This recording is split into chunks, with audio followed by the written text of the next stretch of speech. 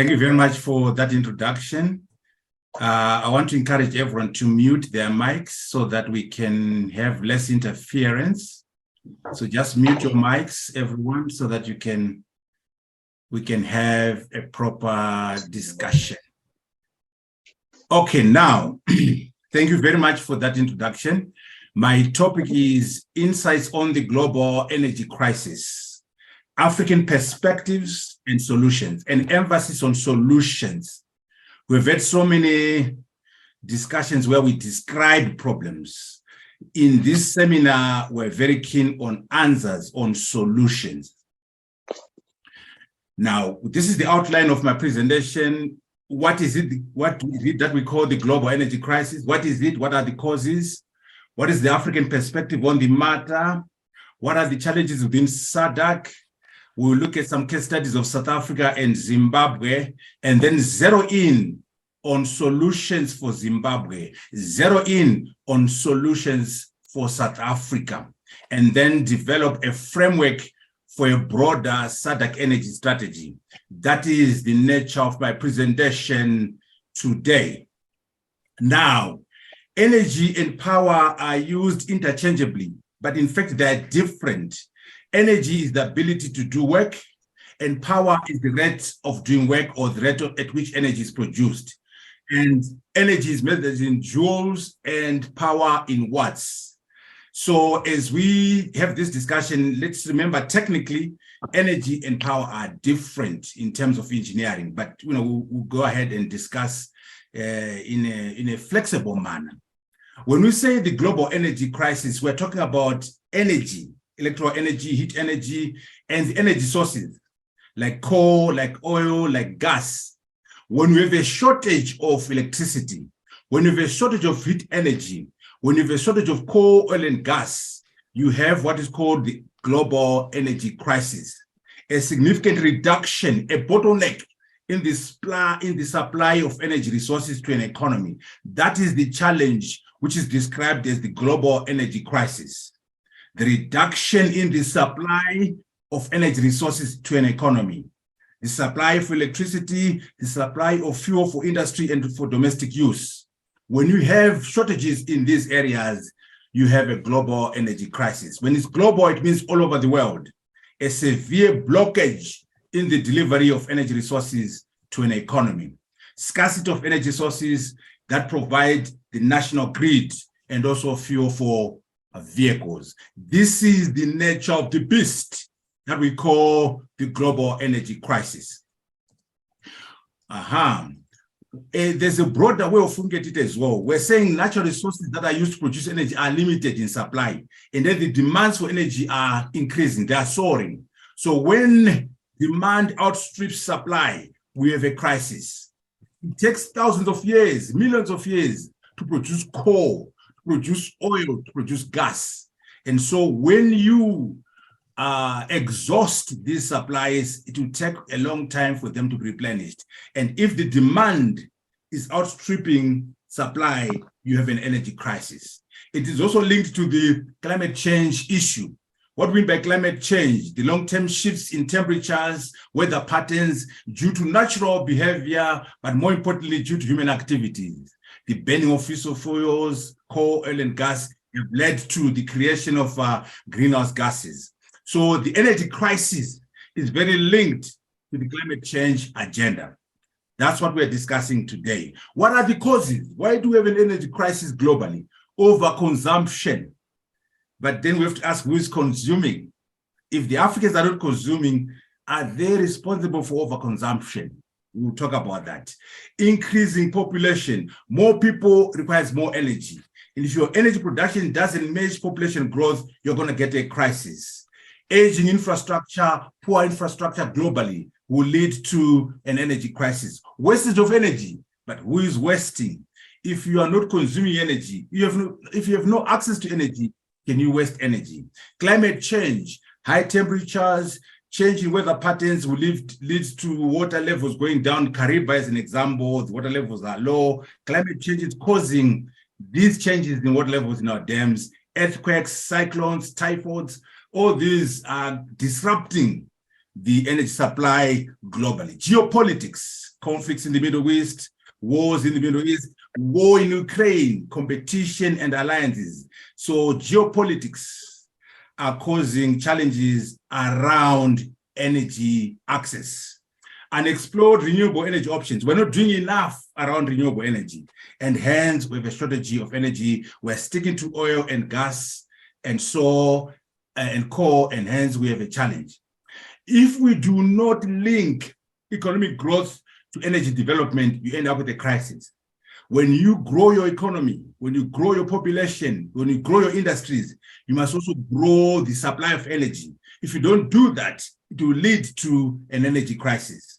We are commissioning power plants, but there's a delay in the commission of power plants, and hence there is a challenge globally around energy. COVID-19 led down to a slowdown of production of energy, production of oil. And then after COVID, then there were shortages and increase in prices of oil, gas, and coal. Why? Because of the rapid post-pandemic economic rebound. We're growing very fast after COVID. And when we're growing fast, there was not a commensurate growth in our energy supply. So slow energy supply recovery after the pandemic. These are the reasons why there's a global energy crisis. And of course, the Russia-Ukraine war. 60% of Russian oil is exported to Europe. Now you can imagine with the sanctions and the war that is being cut off, it causes a global energy crisis in Europe and those countries connected to Europe. Russia is second largest producer of natural gas behind the US. Russia is the world's largest gas reserves, and it is the world's largest gas exporter. You can imagine if you are putting sanctions on Russia, if you're going to war with Russia, these are the consequences to the supply of gas, the supply of oil to Europe. The Russian-Ukraine war threatens energy supply from Russia to Europe. So the Europeans have what they call an existential threat. And what do they do about that? We'll talk about that. They have an existential threat because oil and gas from Russia is no longer available. And what do they do? But before we talk about what they do, what we want as Africans, what is our view on energy? What is our view on climate change? We as Africans are saying there's a concept called energy poverty. We have no energy in Africa. Most of our people are not on the grid. So we are saying, in addition to discussing climate change, let us talk about the lack of access to energy, energy poverty. Energy poverty is as critical as general poverty. Energy security is as important as food security. These are the discussions the Europeans are not doing. These are the discussions the Europeans and the Americans are not interested in. Why? Because they don't have energy poverty. They have no energy security challenges. And so it is up to us as Africans, it is up to us as the Global South to say yes to climate change mitigation, yes to climate change agenda, but in addition to that, we must also address energy poverty. We must also address energy security. In other words, why don't we use clean energy technologies to solve energy poverty? But we cannot turn a blind eye to energy poverty because that's our challenge as Africans, that's our challenge as the Global South. These are existential issues to Africa. These are existential issues to the Global South. And so that's why we are going to use coal, we're going to use gas, we're going to use oil to get access and then slowly migrate to the green economy on our own terms. Why? Because it is existential to us. The Europeans have been exposed by the Russian-Ukraine war. Why? Because after they had no access to gas and oil from Russia, they started to mine more coal, mine more oil, because they say we have an existential threat. And so they embrace the fossil fuels and they throw out the climate change agenda. So we are saying geopolitics do matter. The commitment of the world to the climate change agenda depends on geopolitics. And in Europe, we can see a regression away from the clean coal agenda, clean energy agenda, back to coal. Why? Because they are in trouble. They have an existential threat. But we're saying as Africans, we already have an existential problem around energy poverty. So anyway, we are saying core to us is about livelihoods, it's about jobs, it's about existence of towns, it's about energy security. So the migration from coal to clean energy will be done by us on our terms, not on the American terms or the European terms. We as Africans will decide how we're going to move from fossil fuels to solar, from fossil fuel to wind, from fossil fuel to nuclear. We are not going to be dictated upon by Europeans and the Americans because we have our own issues, such as energy poverty and energy security. Yes, we are going to move towards a green economy. We're going to go through a just transition to clean energy, but on our terms as Africans, on our terms as the Global South. This is the African perspective. What are some of the solutions to the global energy crisis? Transition to renewable energies. What do we mean? Solar, hydro, geothermal, biomass, nuclear, green hydrogen. We must move as a globe to this to solve the energy crisis. We must have energy efficiency and energy conservation, consume less energy, smart grid, smart cities, energy efficient solutions such as LED. All these are methods of mitigating the energy crisis. Link expansion of generation capacity to economic growth. Link expansion of energy generation to population growth and economic growth. Energy simulation, where we design efficient buildings, use of AI in asset management, the metaverse, digital twins. We talk about that when we look at Southern African solutions. A common stand on climate change. We must provide both supply side solutions and demand side solutions. That way we can be able to address the global energy crisis. Now to Southern Africa, we have a challenge. Our challenge is not oil or gas for heating in the house. It's electricity. Load shedding is our challenge. Load shedding in Zimbabwe, load shedding in South Africa, load shedding in Zambia, load shedding in Botswana. The DRC, poor distribution infrastructure. Even if there's generation, there's no distribution. There's no transmission because of poor infrastructure. Malawi, to a lesser extent, it's a small economy, but they're doing much better than us because load shedding is not so much in Malawi. But Zimbabwe, South Africa, Zambia, Botswana, there is not enough electricity. That's the nature of energy crisis in the region. But what's going on? Why are we having this problem in Zimbabwe and South Africa? I'll concentrate on Zimbabwe and South Africa, and my colleagues can address the other countries, but I'll use Zimbabwe and South Africa as examples of what is going on. Zimbabwe, what is the demand? 1,700 megawatts. That's what we need, and we're not providing. Currently dependable generation, 8,000 megawatts. That's what we're generating. Deficit, 700. So in Zimbabwe, we are short of 700 megawatts. And we're importing 400, and we're still short of 300. So 300 megawatts, that's why we're having load shedding in Zimbabwe, because we are short of 300 megawatts of power in the country. This is Zimbabwe at a glance. Solar to the grid, only 42 megawatts, which is basically solar photovoltaic. No solar thermal, what we call concentrated solar power is not there in Zimbabwe, just 42 megawatts of solar photovoltaic. There's so many smelters, aluminum smelters in particular, they take so much power and they're getting their power at a subsidized tariff. That's criminal. These people, the smelters, are very good at lobbying. They lobby government, they get this power and they get it at a cheap rate. No, they must pay market rates, and also we must watch that issue there of smelters. There's no wind power in Zimbabwe. There's poor asset management and poor asset maintenance. These are the reasons why we have load shedding in Zimbabwe. We are short of 300 megawatts because of poor asset management, poor maintenance of assets. A problematic IPP framework, independent power producer framework, is weak. The purchasing power agreements are weak, and the tariffs are not viable. And also the energy sector is riddled with corruption, incompetence, lack of strategic thinking, and also misapplication of human capital, lack of financing.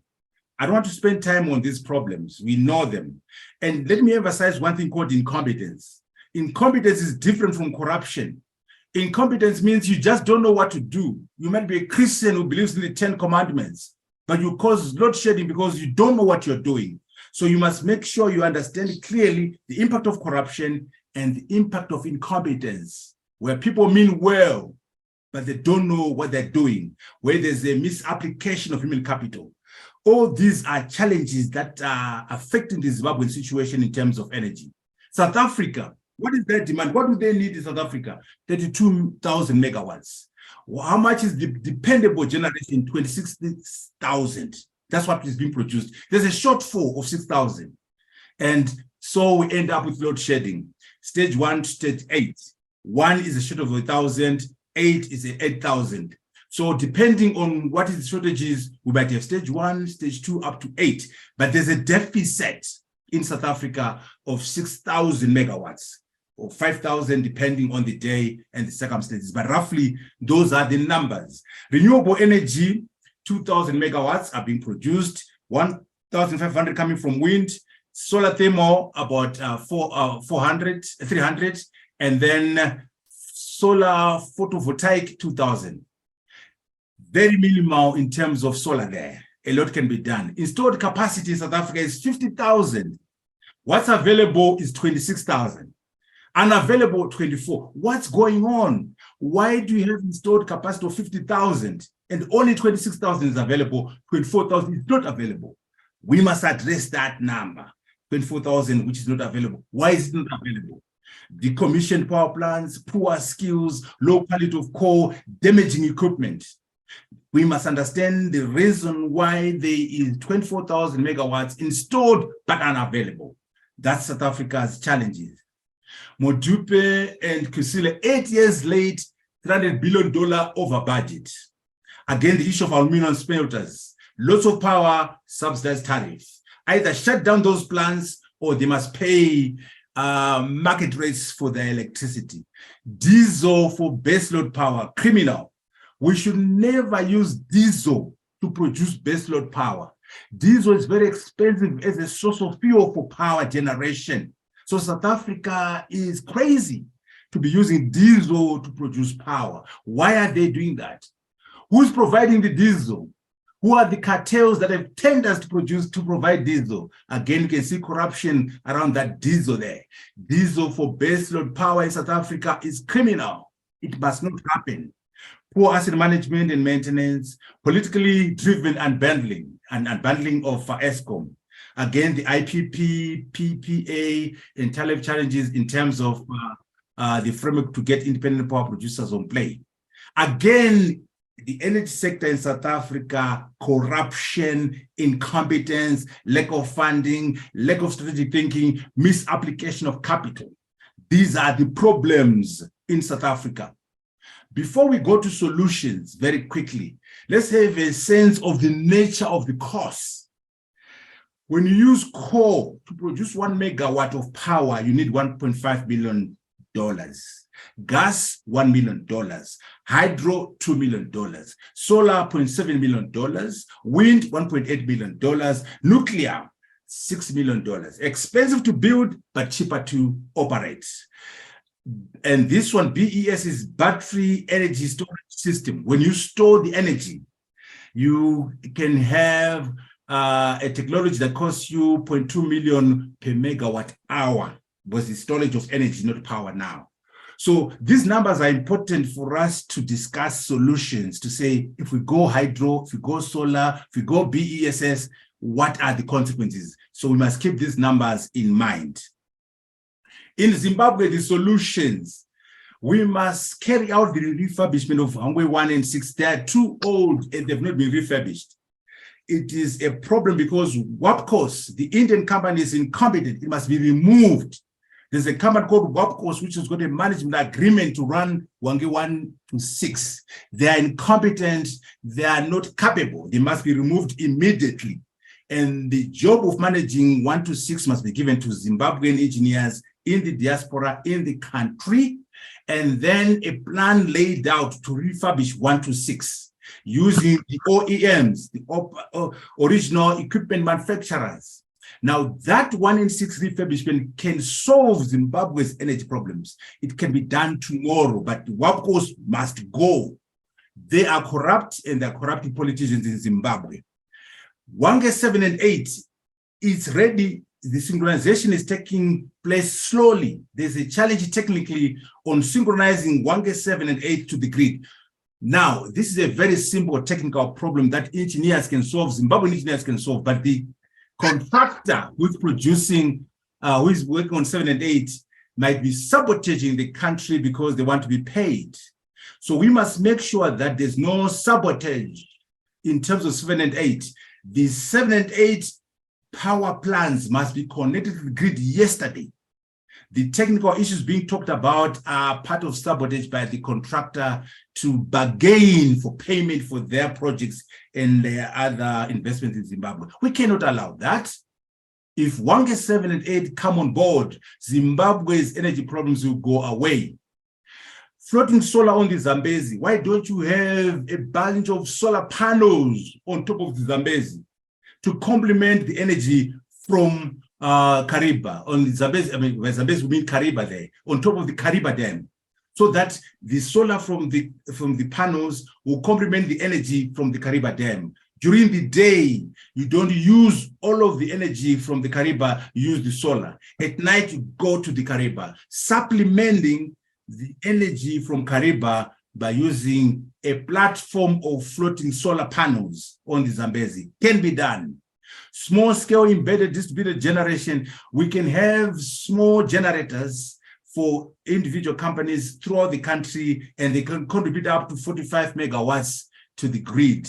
So small scale embedded distributed generation is a solution that must be explored. Solar farms, so please, Harare, don't do anything while I'm presenting, just listen, okay? Don't do anything over there. Okay, so we are saying now in Zimbabwe, we can have small scale embedded distributed generation complementing the national grid. We can have solar farms. Let us learn from the UK. You know, the Germans have done solar power 10,000 megawatts. Their solar resource is weaker than ours. The UK solar resource is weaker than us. The Chinese, their solar resources are weaker than us, but they've done 10,000 megawatts. Why don't we learn from the UK? Why don't we learn from Germany? Why don't you learn from China and drive solar in Zimbabwe and solve our energy issues? Energy storage. There's what is called stranded power. During low peak, a lot of power is available and may be sold for cheap, and cheaper to and much cheaper to use. And then solar farms, we can learn from Germany, the UK, and China. And then we can also do energy storage, as explained already, and review the smelters as well. Planned and preventative maintenance, use of AI, the metaverse, all these things can be done in South Africa to drive the change. Again, type and depth of skills. Nice guy, Mr. Gwede Matashi, but he doesn't know the difference between a Joe and a Watt. He doesn't know Ohm's law. We need an engineer as the Minister of Energy in South Africa. We are in a crisis. The outgoing CEO was a lawyer, a white lawyer, and I think the assumption was that because he was a white lawyer, you understand electronics and power systems. No, we want a competent CEO who understands power systems, power electronics, electrical machines, control systems, and renewable energy, and nuclear energy. And the current ESCOM specs at the moment are faulty. The closest they got to getting it right is saying, we want someone with a postgraduate degree in engineering, but engineering is very broad. We can't have a mining engineer running ESCOM. We can't have a civil engineer running ESCOM. We need a mechanical engineer or an electrical engineer running ESCOM. These changes must be done if we're going to solve load shedding in South Africa. And again, the supercritical skills, scientists, technologists, technicians, artisans must be developed to run ESCOM. Finance, again, big issue.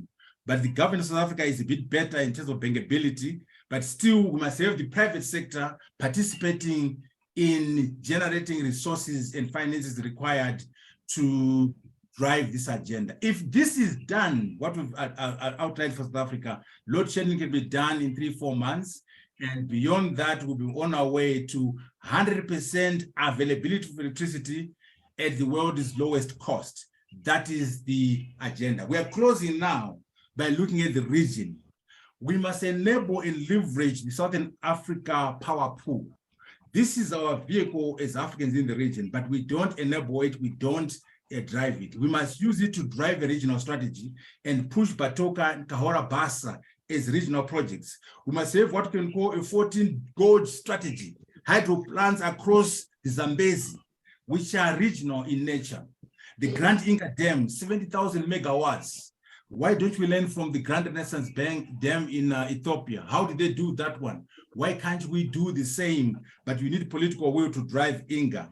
In fact, INGA is an Africa project because offtake can be given to Southern Africa Power Pool, West African Power Pool, East African Power Pool. So INGA can be driven as an African project. Nuclear is viable. The Westerners don't want us to do nuclear because one, they don't trust us. They think that once you do nuclear power, you're going to do nuclear weapons. But you see, what's good for the goose is good for the gander. If they're using nuclear power in Germany, in Europe, and in China, we as Africans can also use nuclear power. And maybe if you do it at a SADC level, we'll be able to offset the risks and the threats from our Western partners. So nuclear must be explored at a regional level. And then the vast liquefied natural gas from Mozambique can also be taken as a regional strategy to feed into the region. Have a gas distribution network, Zimbabwe, Mozambique, South Africa, all leveraging liquefied natural gas. But this can only be done if we don't pay lip service. We must show commitment to the region and show commitment to the continent. And again, bankability is important and historical record is important and skills, we've already articulated that. But we can drive this from the region. As we conclude, what are we saying? We are saying Africa and the global south have a different view from the global north in terms of the global energy crisis and climate change. We have different views. We don't have to agree with the Americans and the Europeans. We think for ourselves. We have different views even on the war in Ukraine. Our views are different from those of the Americans and the Europeans, and it's okay for them to be different. We'll do the just transition to clean energy on our terms. We can't get $131 billion from the Americans and then have prescriptions on how we're going to do our transition from coal to clean energy. Yes to the transition, but the transition must be done on African terms. Coal is about jobs, about cities, about energy, about livelihoods. So the transition must be managed and done by Africans on African terms. The energy crisis in SADC can be solved, and we've shared explicit solutions for South Africa and Zimbabwe. And for this to be done, however, we need leadership, we need financing, we need the right skills, we need zero corruption. Yes, load shedding can end in Zimbabwe. Yes, load shedding can end in South Africa, but it requires leadership, financing, the right skills, and zero corruption. The ministers must be electrical or mechanical engineers. The head of ESCOM, the head of ZESA must be someone who understands power systems, power electronics, and control systems. The current occupants of these positions cannot solve load shedding. And I think I'll stop there so that we can have the discussions and we'll take questions as they come. I thank you so very much. To respond to those three questions? Yes, very briefly. The first one, Mozambique is a great opportunity for the region because of the liquefied natural gas. And the target is 2024 that they're going to get the gas online. But the challenge has been political instability and war in Mozambique.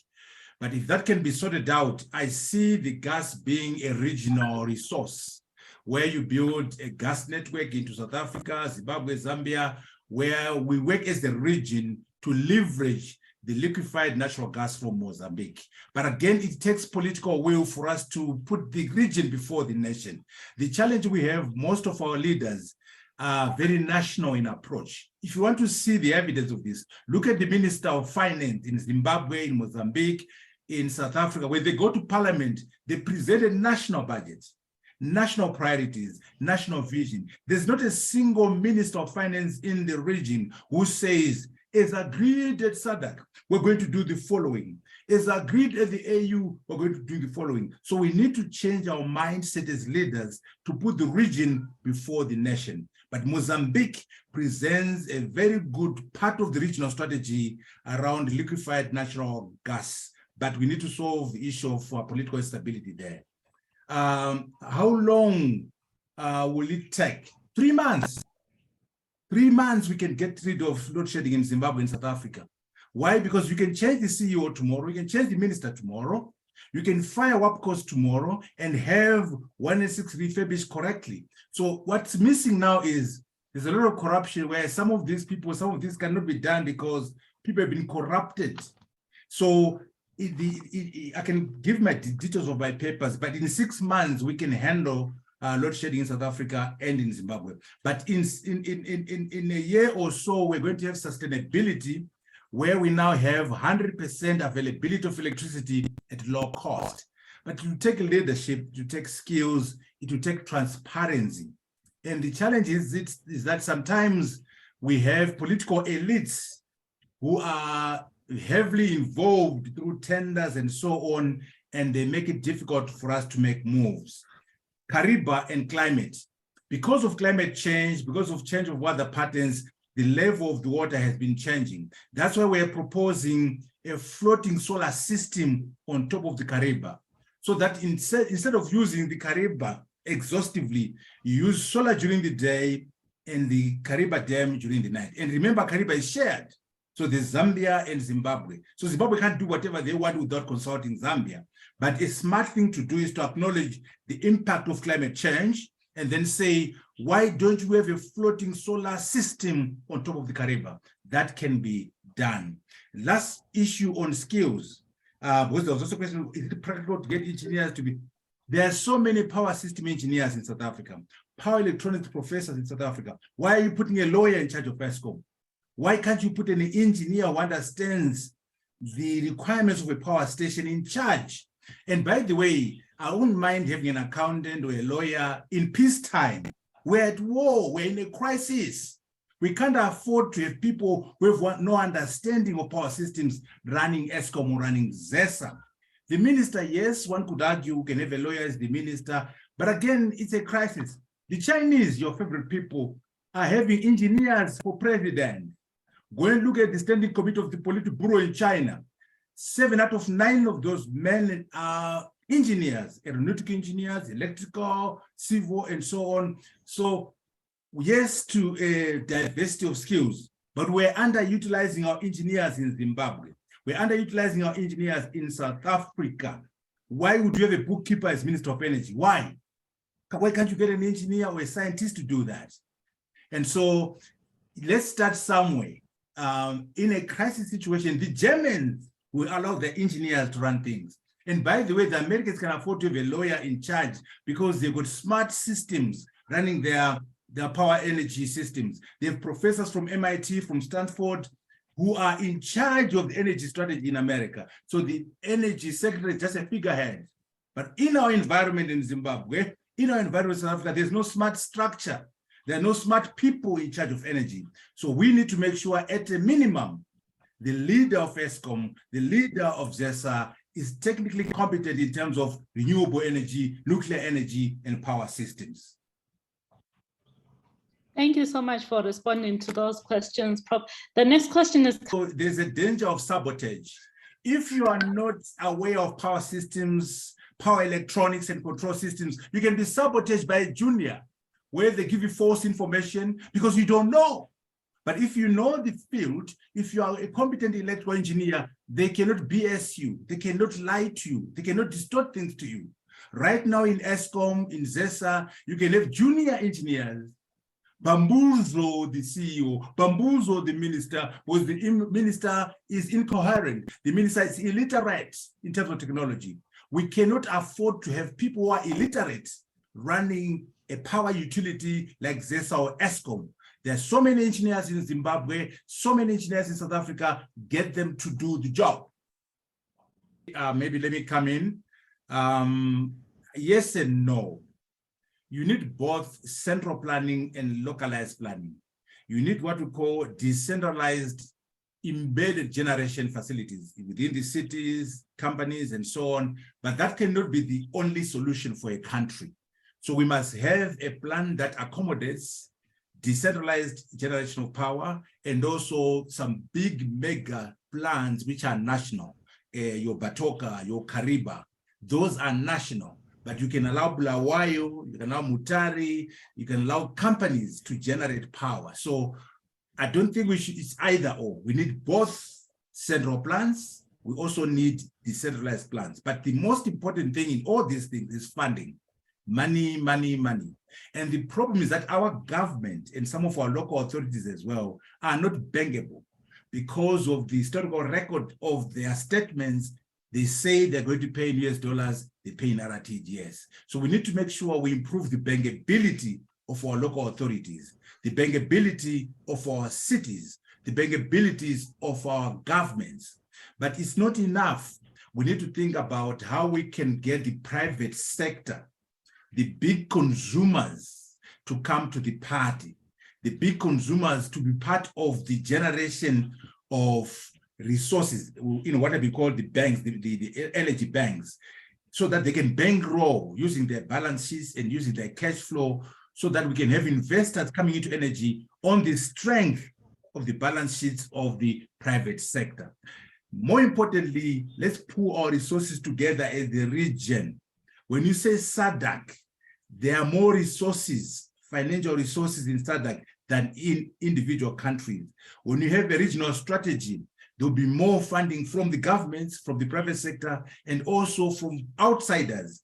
The region is bigger, it's a bigger market. So pulling our resources together as a region is very important in terms of generating financing.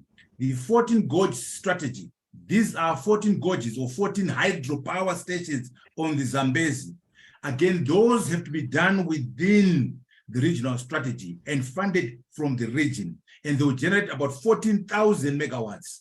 And that will be enough to feed into Zim, feed into South Africa, Mozambique, and Zambia. So the region should be the basis of our long-term energy strategy. But funding is going to be key. It is to come from private sector, from governments, and from regional pooling of resources together. Yes to decentralization, but not as an end in itself, but as part of a national strategy, which has local government generation, national generation, and regional SADC generation. And let us learn from India. Let us learn from China. The Chinese are putting 10 gigawatts of power every year. And how are they doing it in terms of solar power in Europe and so on? The Indians, our Indian colleague is here. Why don't we learn from India, from China, and from the Europeans and solve our energy issues in the country and also in the region? Thank you, Prof. Permanent. Okay, let me come in there now. I won't say much about this big debate about local and central, and say the more the merrier. We need some production and generation to be done locally. Some would be done centrally. It doesn't need to be either or. And bankability is important in the local government and also in the national government. And corruption is taking place in the local government, in the central government. Political interference happens at the local and also at the national. We need to address corruption at every level, but generation of power must be done sometimes best at the local and sometimes best at the central. We need to keep an open mind on that. And also, please, let us make a distinction between corruption and incompetence. You know, people are very clear about corruption, but they're not clear about incompetence. Incompetence is where you mean well, you're a good person, but you just don't know what to do. So let's remove incompetence by having the proper skills in place. There was a question asked about bankability, where they're saying most of the African countries are in debt. That's true. And that's why it is going to be very difficult for governments to fund these projects on their own. They need to work together. One, as a bloc. So maybe you can offset your debts by pulling together the region. And also that's why you need the private sector to be actively involved in the sourcing of funding. Funding is going to be the key thing that's going to allow these plans to work or not work. So yes, there's a lot of debt in the region. Countries are in debt, but when they work together, they can unlock some economies of scale and maybe be attractive to financiers. But more importantly, if they work with their private sector companies who are cash flush, who are also having a strong balance sheet, that way we can attract financing to the private sector. Political system, very interesting discussion that has been proffered that, look, we need to change our political system. I share those views and I won't get into that, but I will say this. Even without changing the political system, it is possible if the people in government understood economics and understood finance. Kagame is not your Democrat of, in the standard sense of the word. Mahathir wasn't a Democrat. Lee Kuan Yew wasn't a Democrat, but Lee Kuan Yew was able to drive Singapore without democracy. Mahathir the same. The Chinese are not Democrats, but they're running China. China is now #2 in the world. So yes to democracy, but lack of democracy must not be used as an excuse to have these failed policies. What we want is policy consistency. There is policy consistency in China. There's policy consistency in Rwanda. So the people in Zimbabwe, yes, the government might be, undemocratic, a dictatorship, they've stolen elections, but we're saying, even if you have stolen elections, why don't you have policy consistency? Your Minister of Finance must be credible. Your governor of the central bank must be credible. If they say they're going to pay in US dollars, stick to that. Don't change that to RTGS. So we're saying even dictators must learn how to understand economics and bankability so that without democracy, you can still flourish. The way Rwanda is doing well, the way Singapore is moving, and the way China is moving without democracy. So yes to democracy, but lack of democracy must not be an excuse. Those who are in power without consent of the governed, those who are in power through illegitimacy can still do well if they understood economics and finance. Talking about China, yes, there are things we can learn from China, by the way. China, one, technology. Technology is a key driver in China. They believe in technology. So we can do the same in South Africa. We can do the same in Zimbabwe to respect technology. To leadership, as I said earlier on, 7 out of the 9 members of the Standing Politburo of China are engineers. So Chinese understand the role of engineers. South Africa doesn't. Zimbabwe doesn't. Numbers. One of the major drivers of this Chinese miracle is 1.4 billion Chinese. Meaning, when you talk SADC, those are numbers. That's the way to go. When you talk Africa, 1.3 billion Africans, that's the market. So we learn from China, 1, about technology, 2, about scientific and technical leadership, and number 3, we learn about the efficacy and value of numbers.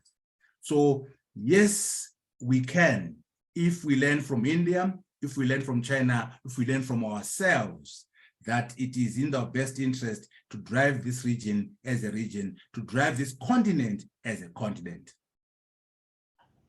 Thank you very much. Let me say that regional integration is not a nice to have.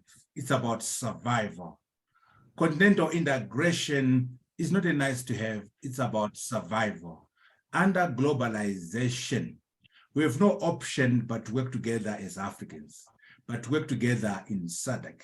Why? Because economies of scale that we get from the region, that we get from the continent, are what is going to make us survive under globalization and deglobalization. When we say 1.3 billion Africans with a collective GDP of $2.5 trillion, those are the numbers we can use to negotiate with China, to negotiate with India, to negotiate with America, to negotiate with Europe. If you go as the little South Africa, and by the way, South Africa is very small, given the size of India, given the size of China, given the size of America. China is $12 trillion GDP. India, $1.2 trillion GDP. America, $22 trillion GDP. South Africa is no standing to negotiate as a small little economy. But when we go together as 1.3 billion Africans, as a people with a collective GDP of $2.5 trillion, then the Chinese will listen to us, not out of love, out of economics. The American will respect us because we're a large market with all these resources. Can you imagine if I were to put all our diamonds together? Angola, Botswana, Zimbabwe, South Africa, diamond cluster. We put our platinum together. South Africa, Zimbabwe, together as a platinum cluster. Oil the same, gold and so on. We will be big ballers in the world. And so what we need to understand is that regional integration, continental integration benefits all of us. Of course, I agree there could be some issues in South Africa and so on, but the South Africans will benefit more under regional integration. They'll benefit more under continental integration. I know for certain under Mbeki, the foreign policy was very Pan-African, very continental. Under Zuma and Ramaphosa, there's so much inward looking in South Africa. But that can be changed if the people in South Africa can force their leaders to think Africa, to think continent, to think SADC. Remember, you must always be able to say, I'm an African first, a member of SADC second, a South African third, a Zimbabwean third. It will take time for us psychologically to remember that we have more to benefit from the continent working together than we have as our national little structures. Now, going forward, as Africans, we must address the issue of energy poverty, energy security. We have the means to solve it. Our natural resource base, we can even use our natural resource base to get financing. The Great Dike, rather than auction it the way we're doing it to the Chinese for free, we can use it, quantify the asset underground, use it to get financing of our projects. We can use our natural resources, set up sovereign wealth funds, and be able to raise resources. It is within us. The skills are there. The engineers are there. We are not using them. The resources are there. We can solve this challenge. But remember, as we discuss climate change, as we discuss energy crisis globally, we have immediate challenges.